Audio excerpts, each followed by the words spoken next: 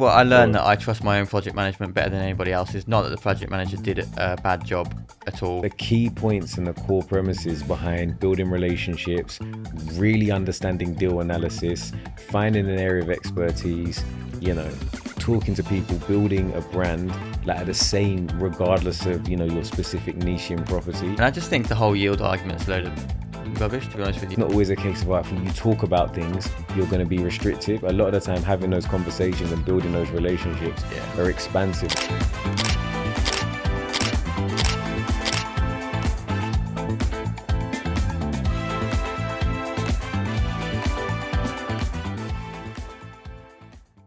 And we are back for another episode of the Property by Kazi podcast. Each and every week, we're joined by a special guest who has a specific industry expertise. And this week, he's super specific and super, would you say, attention to detail? Yeah, something like that. So we're joined by David Holcomb from Holcomb Properties. Yeah. And we're going to be talking all things PD and commercial to residential. So I think if you haven't already, I came down to your scheme that's called Waterbridge Court. Mm-hmm. That was 9 units, 1 commercial. I think it was 8 1-beds and a 2-beds. Yep. In Dartford, really nice scheme, lovely finish. So if you haven't already, the link will be in the description to check out the befores after of that scheme. But like I said at the beginning, you focus on basically all things PD. Yeah. For those that don't know, we're going to start sort of real big. What is PD? So PD is permitted development.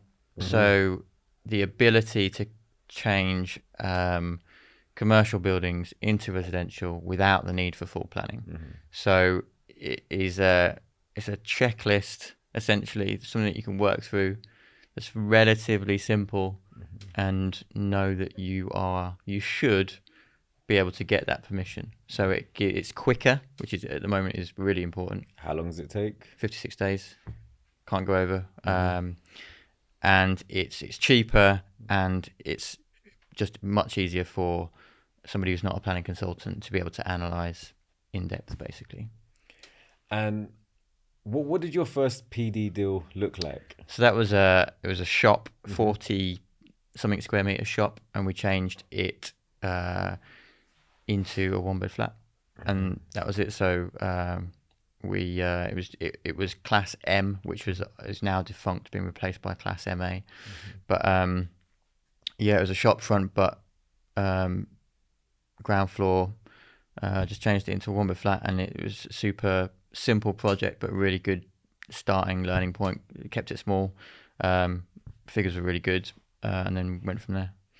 I think when you say that it's simple and easy to learn, because I spoke to you about this, and I said when it comes to planning, I go and see like the architects say draft, and I'm like, you do it. Like, do whatever you would do for me. Yeah. Like, I found a deal with kind of no top level that it's viable. At least you've done a sort of feasibility study. Yeah. But you're the opposite. You're almost like telling the architect, no, actually, I think we do this. And you say it's simple, but how long did it take you to really get to grips with like PD? Yeah, I feel like it didn't take that long, to be honest with you. I think people get overwhelmed by it, but actually, if you look at like Class MA is the new permitted development, right, that most people will be using most of the time.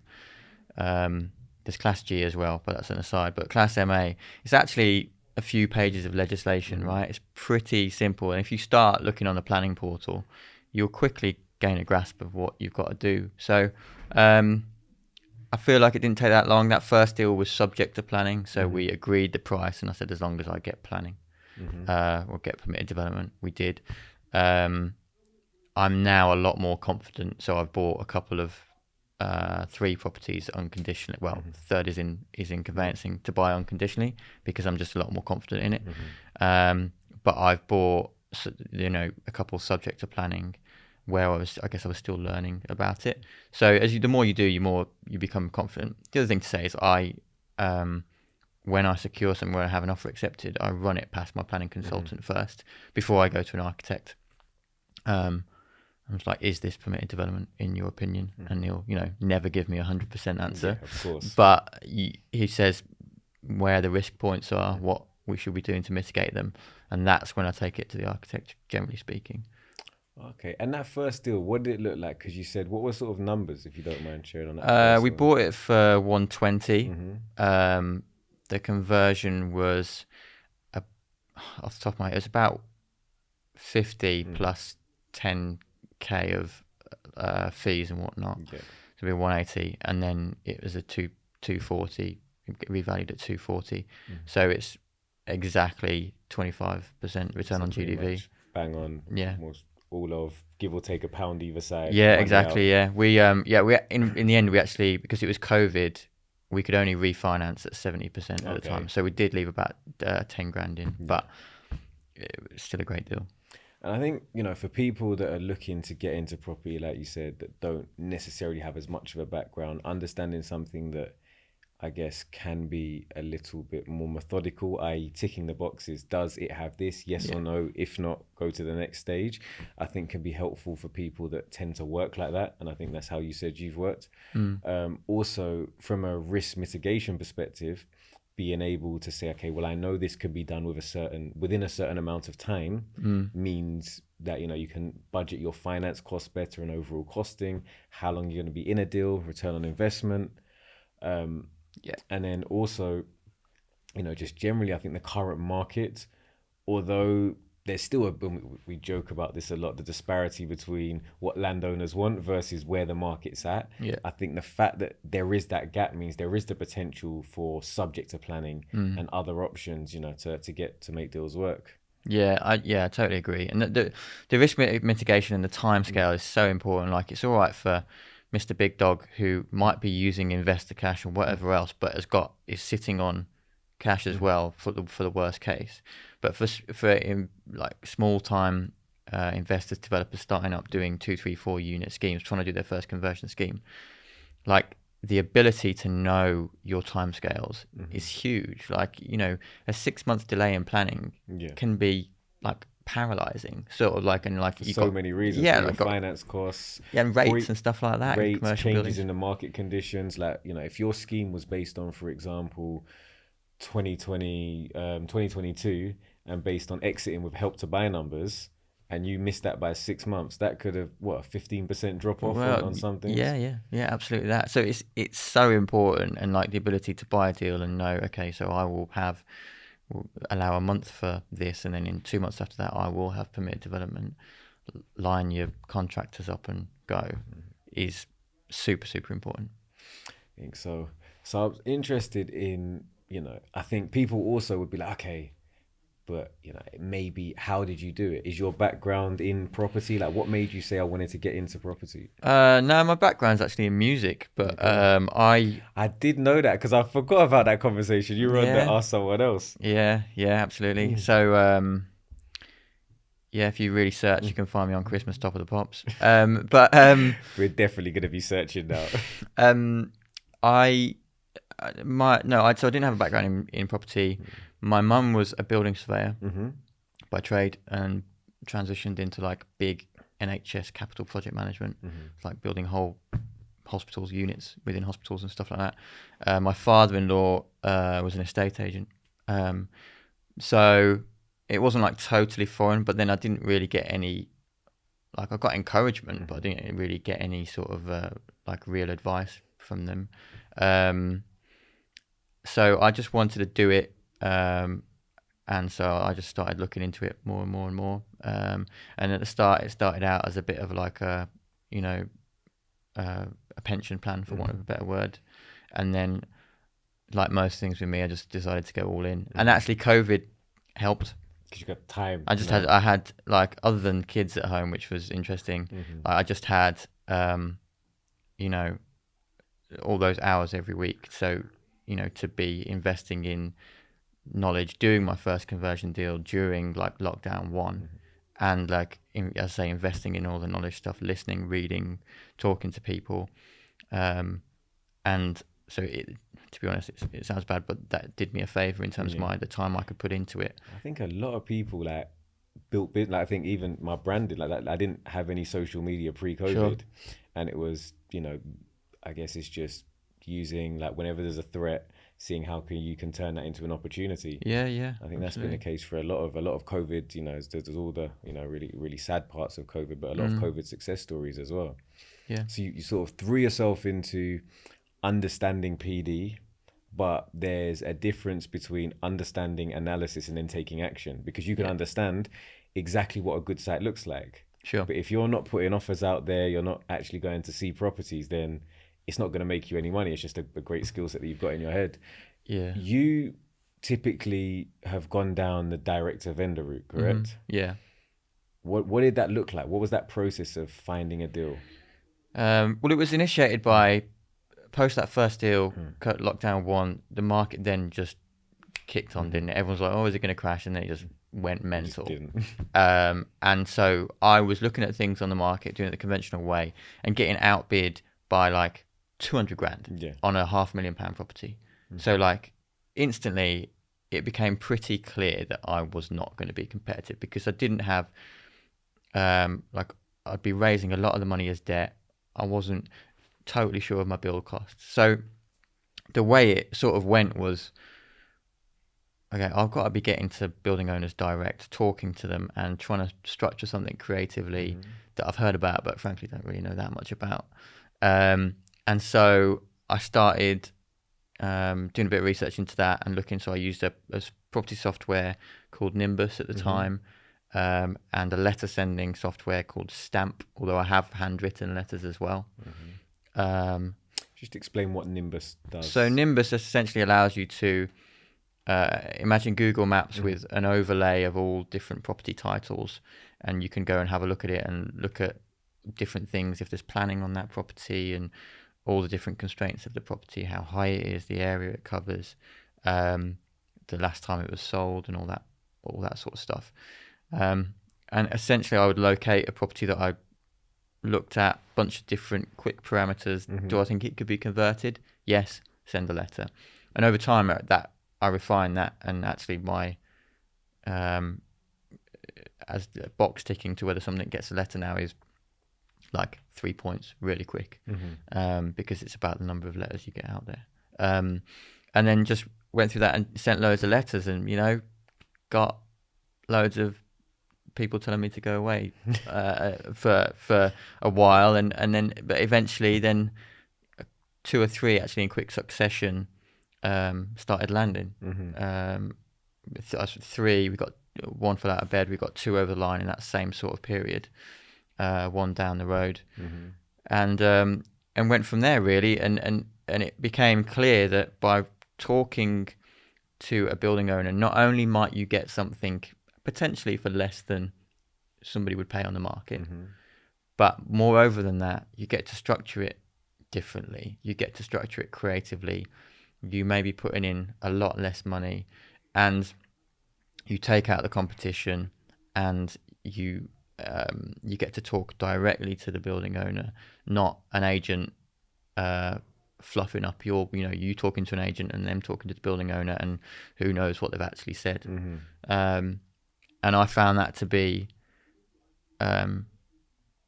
like a really enjoyable process, actually, like when you actually get to chat to a building owner, find where their pain points are and all that stuff, find what it is they want, if they're willing to wait for that, if they're getting letters from the council about XYZ to do with their property, solving the problem. And yeah, it can save you a lot of cash as well. Like you don't just have to buy something, put down a 25, 30, 40% deposit. And yeah, I just kept on repeating those letters basically, and some of those same original letters. One that we secured last month was, we send out a bunch of letters every 6 months. There's nothing special about the properties, we just think they can be converted. And these people who own this property will have received the letter probably, I don't know, maybe 6-7 times now, over the course of 3 or 4 years, and they got back in touch, and we've agreed a deal to buy the property. So I am quite methodical with it, but by the same token, it's not rocket science. It's just you need to put in time to locate properties and go through the process. It's, I guess, you're sort of creating like that niche, and then it's a numbers game. Do you know? Have you got a ballpark of how many letters you think you've sent out? I know We have like the 6 monthly list that we send out. I think we've got, which is over Southeast London. I think we've got about 1,200 properties on that. So as I say, we would have sent those out about 6 to 7 times. In addition to that, we've then locate properties that we feel are the vendors might be extra motivated in that season, and we'll send those in quick succession. Sometimes 6 months will go past and I don't really do much on that because I've got far too much on my plate, to be honest with you. And then other times I'll be a bit more focused with it and it'll drive deals. So you're probably over 10,000. I was going to say that's about you're hitting the sort of 5 figures, 10,000 around that sort of ballpark. But it's a numbers game because it's in everything. It's in all types of sales. It's a case of you got to pick up the phone this many times to get a meeting. You've got to have this many meetings to put in an offer, and you've got to put out this many offers, to get one accepted. But the reality is that we work in an industry where the uplift and the remuneration from getting that you could say you could have sent out those 10,000 letters, and one of those schemes would have been worth sending out those 10,000 letters, just one. And obviously now know you're a lot more proactive. You've got a lot of deals currently either going on in legals or in the pipeline. So I guess talk to me maybe about so far what's been your favorite project. I've only been to one, but I feel like it's mine. I'm not sure if that one's yours. Waterbridge Court Dartford project, I feel like if it wasn't for that project and how big I was like going essentially in terms of what we're on site, I was going for a single unit project to including the commercial, a 10 unit project. So I literally like Grant Cardone 10x'd it, right? I didn't mean to. But without having done that, or having been doing that, we're still exiting it. The last two are in conveyancing to be sold. Without having done that, it wouldn't have given me the springboard to be doing other things throughout, like whilst we're doing that, other deals going on and then going on since, because it gives you a good basing in sort of costings and just getting the whole process start to finish, from sending the letter right through to exiting with sales, which is, generally what I'm aiming to do is develop to hold. Yeah. But having that sales and the post-completion snagging and the dealing with agents and purchasing solicitors and everything like that is actually has been a very what's the word?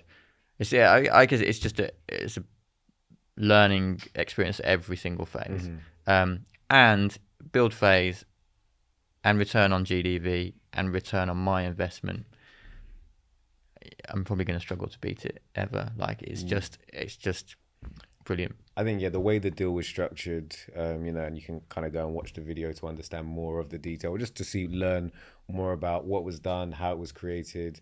But again, like you said, it's 10x for a number of reasons, whether it's your return on investment, whether it's even just total GDV in comparison to previous schemes, and also in terms of the learning, because like you said, whether or not it's the conversations around scaling planning, so going in for a stepped stage. And I think that's the other great thing about PD, or just planning in general, to be fair, in terms of even full planning, going in, securing something and knowing that can't be taken away now. So worst case scenario, I've got this, but I can still ask for a little bit more. Yeah, I mean, we did it on that scheme. We've done it on most of our schemes. Everything that I've purchased thus far, or joint ventured with, or whatever, has been PD to start. Now, I think only on 2 schemes have we not gone further with full planning. So Dartford was a good example. We had 2 permitted development applications. We separated it out because I won't bore you with the detail. We separated it out, and then we went back in for 2 full planning. The full planning was to change the shop front, and then also to add the 9th flat in the roof space, essentially, and Veluxes and all that other sort of stuff. So you get a worst case, and you can get that worst case very quickly, and that might be so you can complete on the deal, or it might be that so that you can start building. Like as soon as we got that PD, we'd start building. We're just waiting for the full planning to come through quite eagerly, shall we put it that way? Yeah, I think a lot of people, it's like, for example, we do it on the residential conversions. You know, things that you can do within planning. So under PD, so you get your loft done, you get your rear extension done, because you know that's the shell. Yeah. And then in terms of what's going to go inside, obviously you want it to come through as quickly as possible so you can start doing things. But realistically, it's the time value of money, that the quicker you can get in, the quicker you can get out. Yeah, massively important. Where so far do you think has been your steepest learning curve in terms of, was it doing a larger scheme? Was it even just trying to get your first deal on, or is it trying to do volume? I think some of the steepest, I had one deal fall out of bed that cost me about 7.5, 8 grand. That was pretty steep, and that was only 50% of the cost because of the business partner on it. And was that just professional fees that you'd already? We'd sunk in a heavy amount of legal costs and tax advice on stamp duty and VAT, plus some planning costs. And yeah, like that was it was a great deal that quickly turned it all to do with VAT and stamp duty and doing a back-to-back sale and stuff like that. That was pretty steep. We've got an option agreement that we're trading on, having got planning for 9 flats on another building down in Bromley, and it took me 14 months to get that option signed. Like we agreed it like a couple of months after we agreed Dartford, Waterbridge Court, and 14 months just to get the vendor and his solicitor to sign the papers. I think the thing is, I guess it's because sometimes you're using more creative, non-conventional buying strategies. If people are not familiar with things, number one, it takes longer to explain the intrinsic value for both parties. Yeah. So I guess it sort of leads me on to a good question in terms of, because at the moment I've sort of, I've helped mentor some people or work with some people, project manage, and there's a guy in particular that I'm working with, and it's like, sorry, he wants to mitigate almost all risk. Yeah. So it's like, okay, so I want to buy it, but I need to buy it subject to. But then I also want to know exactly what my build cost is going to be. But then I also want to know exactly how much market. But it's like at a certain point, you have to start spending money with where there's going to be an element of risk, or you have to just buy the site. Yeah.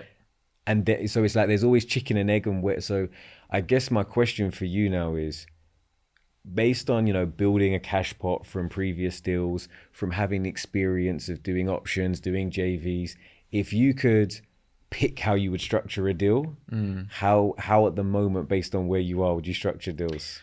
It's really interesting, because I've done a bit of everything. I've done a bit of everything. So I've done a joint venture with a building owner. I've done an option. I've done a joint venture with an equity partner to buy a building unconditionally. I've bought a building subject to planning on my own. And I've bought a building unconditionally on my own.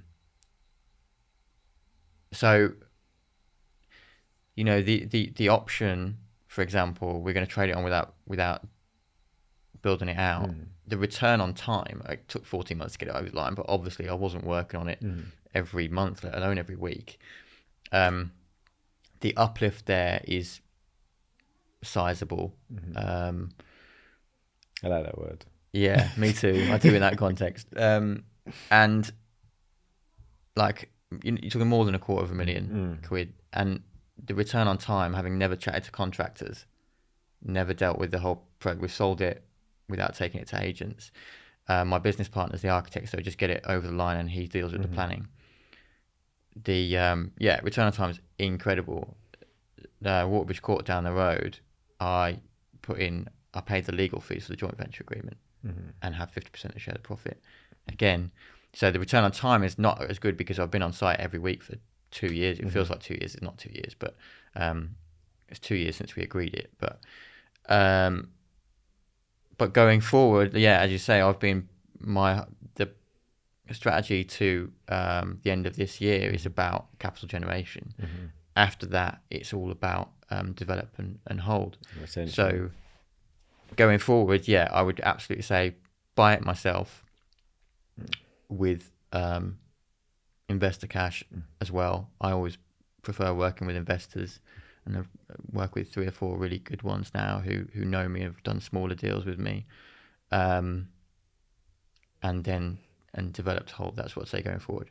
But for people who don't have a massive cash pot, all those other strategies are brilliant, and I would still do them. I was going to say, because despite the fact that you're saying, okay, your goal is now sort of wealth retention, you know, building to hold, building a portfolio, Sure. cash flowing, I'm pretty sure if somebody turns around and says, I've got Waterbridge Court Part 2 and all you got to pay is legals, you'll bite not only their hand off, but their whole arm. And likewise, if somebody says, you know what, you can come in on this JV, I'm going to do all the architectural work and we're going to sell without having to do the work on a option agreement and make £250,000. Yeah, and with another one of those option agreements, with Mark, the architect that I work with, we are doing another one. And it won't be £250,000 plus. It will be maybe 50k uplift, but it's still return on time is insane. Yeah. So I mean, would you do it or not? Of course you do it. You're right. And similarly, my business partners with Waterbridge Court, they have got another property that again it won't be as lucrative, but we're starting to take that through planning. So of course I would do them again. I will do that sort of deal again. And also if you develop into hold, they might all start out as 25% return on GDV, refinance all your cash, but we all know in development that things don't go to plan. Yeah. So if you're generating capital at the same time, that's a good thing. You want capital generation strategies throughout the course. It's not just one thing hell bent and ignore everything else. I think the reality is that, you know, although you can make a lot of money in property, I think one thing that people miss is in terms of a strategy for a lot of business owners, you know, successful people, property is that retirement strategy that's slower, safe money. So if you can use creative strategies to marry cash flow with capital appreciation, then you're sort of ahead of the game. Yeah. I think I think you've definitely had a sharp rise. Like I said, we've been speaking for probably the better part of, keep saying 2, but I think it's probably a bit longer than that, probably 2.5, closer to maybe 3 years. And obviously going from a single unit to having, you said, how many deals have you got going through at the moment? I'm hoping to get an email telling me it's 3, but it's 2 at the moment. But I'm relatively confident that we'll get a third one over the line. I know that you've got offers out there or sort of tender stuff that you're looking at. So I mean, in terms of scope and the size of those deals, you've really sort of, like you said, the Grant Cardone 10x in a short space of time. Tips, hints for somebody that wants to do it. Any advice? I would just say don't be scared of starting. So like writing letters, like so I've done it using Nimbus or whatever else, but actually when I started alongside Nimbus, I was using going onto land registry website. Just start, so if you can't afford to write 1,000 letters a month, cool, well, write less, but start. And the whole permitted development stuff, I coach a few people and I advocate PD for so many reasons, all the reasons we've talked about, like how quick it is, how cheap it is. It doesn't limit your size of scheme. Like you can still do a 25 unit scheme that's PD. So I'd say just start there, start looking into that, and then listen to things, watch things, get talking to people, read things. All the knowledge is out there. You've just got to piece it together, and you'd be surprised, all this, how willing people are with their time to actually have a chat with you about whatever it is you want to do, and equally, there's no excuse for not doing hard work. You just got to put some time in, and if you can't put some time in, well, it's not as important. It's not important enough to you, is it? Definitely. So I guess in terms of time now, with doing more deals, how have you systemized? Do you still do all of the deal analysis yourself? I know I've seen you paying 50p to a pound to your son, I think it was, to fight for finding deals, but outside of it's like 5 pence. Is it 5p? He's only 8. He's not got a better deal off me yet. He doesn't know to negotiate. He doesn't know the value. But fair. But I was like, is it something? Because if you can, an 8-year-old, if you systemize in terms of finding deals, or do you prefer to be involved in that process almost entirely at the moment still? Yeah, I've not done like more active whole new area site finding for quite a while, to be honest with you. Like I've done little bits and focused on, I'm going to go after this, but it's repeating letters. So I do plan on doing more, because I think that's part of where my best expertise is. So yeah, I've not really strategized that side of things, and I know some people get a VA to do stuff, and I've seen that work great, and I've seen it not work great. Yeah. So I have done a bit of that has worked well with certain things. I think it works a little bit better if you can give very definitive criteria. Looking at commercial buildings is a little bit of you've got to have some experience with it. So in terms of at the moment, I'm still very much doing everything, I guess. But I work with a few investors who are really loyal. They do what they say, and hopefully I do what I say. And then delivering the projects, I still will project manage them at this stage. But then that's where actually maybe we don't deliver them all. Maybe we sell someone with planning. Maybe you've got to look at what you've got on site at any given time. And I feel like now we're able to line stuff up a little bit better. Again, if you have a little bit of cash behind you, we've got a project that will be ready to go on site next month, but we're actually just going to wait until September because it's not costing us anything. So yeah, whilst we've got a lot going on, I don't actually have a desire to build big business and be doing 30 deals a year. That's not me. I'd rather do 4 deals a year and play golf twice a week. And that's the thing. I think it's understanding what you want out of whether it's business, whether it's property, whatever it is. You can't just follow the crowd and say, they're doing this, so I need to do it as well, because you won't find the happiness side of things, which I think is really important to understand actually what you want and why you're doing it. Yeah, exactly. Like, what's the point in just working really hard? For me, I know that my life wouldn't be like, let's be honest, in property, you can make a good amount of money, right? If you'd offered 18-year-old me or 18-year-old you what you can make on something like one of these schemes in a year, you'd probably would have gone, yes, please. Yeah. So if you do more, you can make more. But for me, I know that my quality of life isn't enhanced beyond that point. I like the challenge. I like spending time doing it, but I actually also want to spend a lot of time with my family, and I want to do other things as well. So yeah, as you say, it's about knowing yourself, knowing your limitations, knowing your desires and whatever else, and then going after it that way, working backwards. And they always change over time. Like, what you want to do now might not be what you want to do in a year's time. I think you mentioned, obviously, you've got some people you work with, whether it's not necessarily mentoring, but just advice and aiding people in their journeys. And I think a lot of people wonder why people get into that. But obviously, you just mentioned you work on one specific area. Yeah. But the more you do, the more you realize how much there is out there to make. Yeah. And, you helping other people with their journeys. You don't look at it as if they're going to take money out of your pocket, because there's so much money out there to make.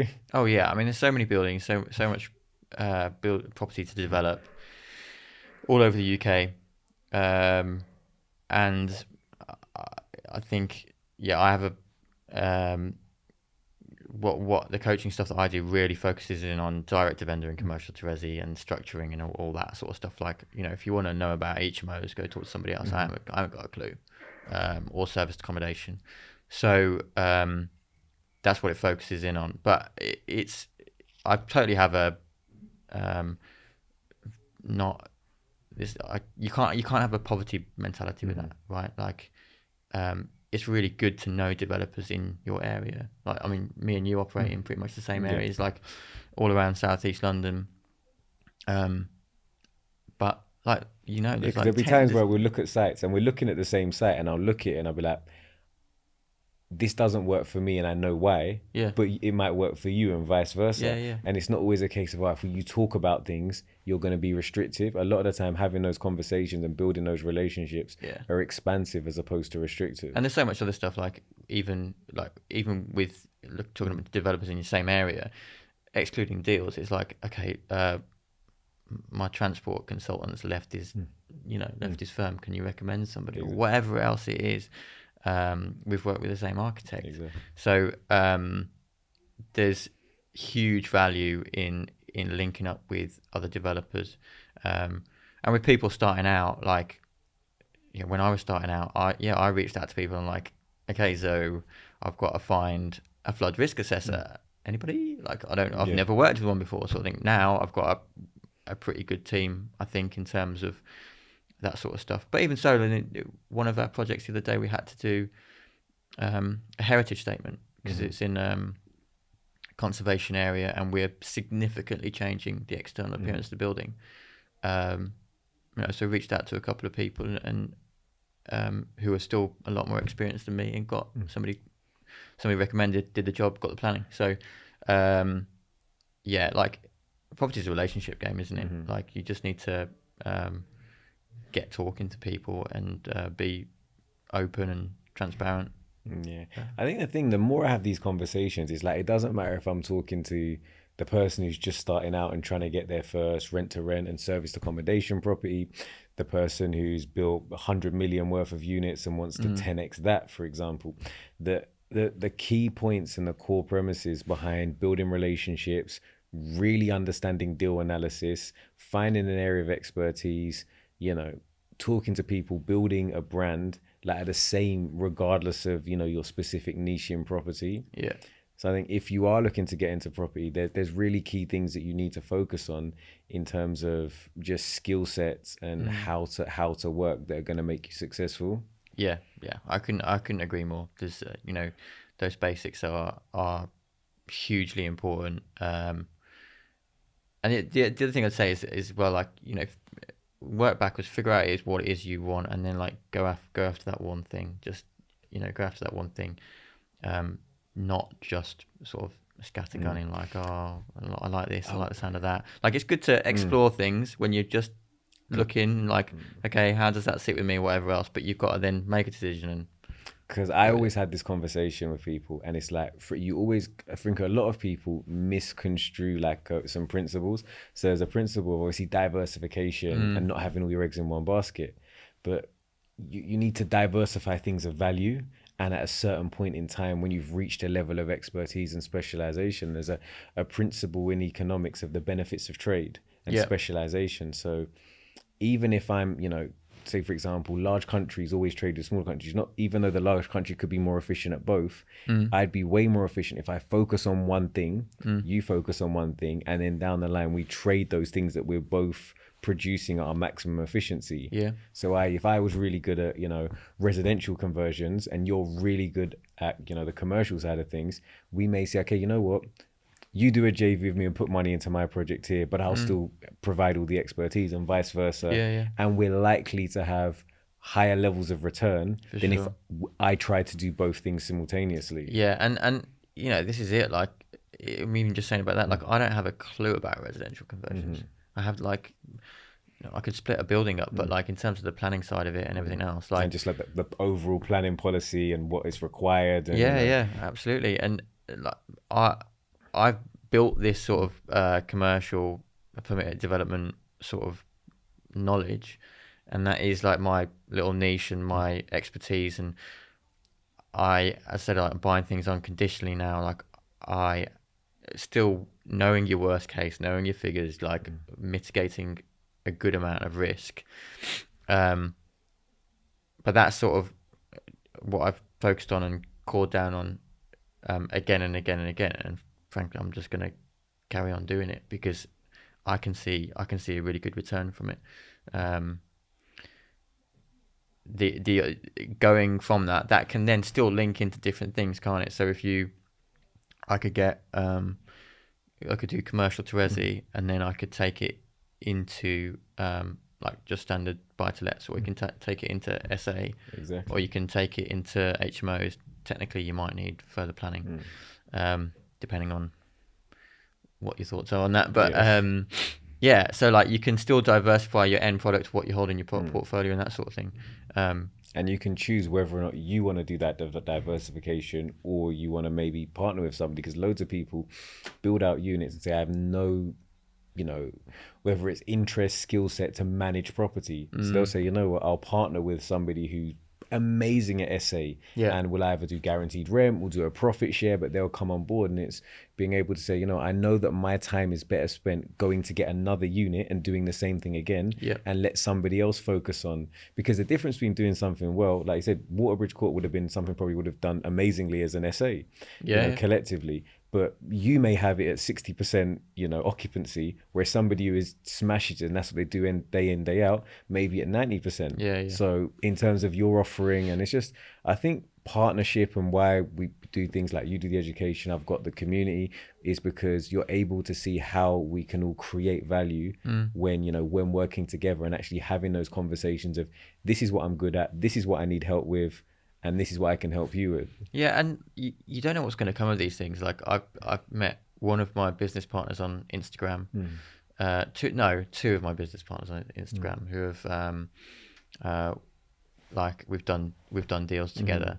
And you start talking to people and learning about things. Another investor who I'm doing my third deal with at the moment, which is one further down the high street. Through LinkedIn as well. Like there's like when you start talking to people and like learn about different things, it opens up massive possibilities, skill sets that can complement each other and don't get in the way. I've helped people up, like good mates.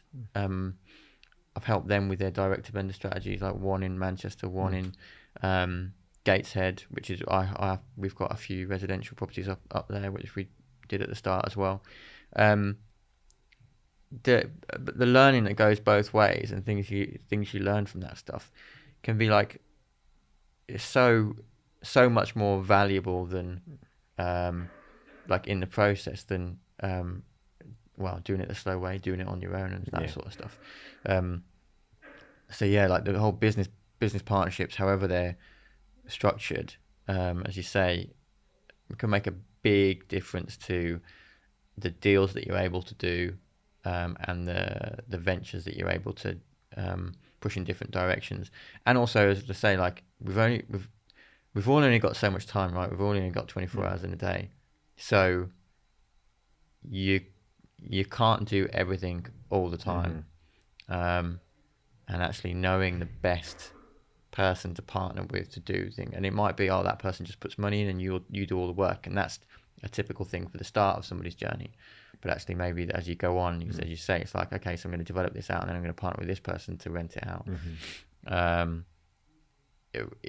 It can the whole saying is you go further together, sort of thing. Definitely. And also just the thing I've realized is when you start talking about more money, people generally want equity as opposed to debt. Like early on, people say, debt's fine, but up to a certain ceiling price. If you've made a certain amount of money, you understand the importance of equity. So I think you get there, but equity is effectively partnership. It's just partnering with the right people. Got a couple quick fire questions for you before I let you go. First one, I think is the most important one. What do we search to find you on Google on the Christmas Top of the Pops?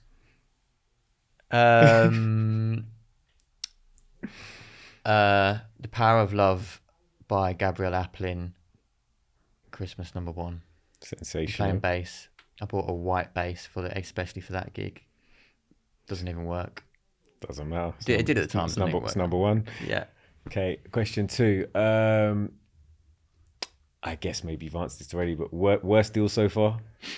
I did a buy-to-let remote project managed in Middlesbrough, and like I've from my accountant actually, year or 2 ago, I actually did the figures, and we rented it for 6 months and then sold it tenanted, and if it wasn't for the rent, we would have made a loss.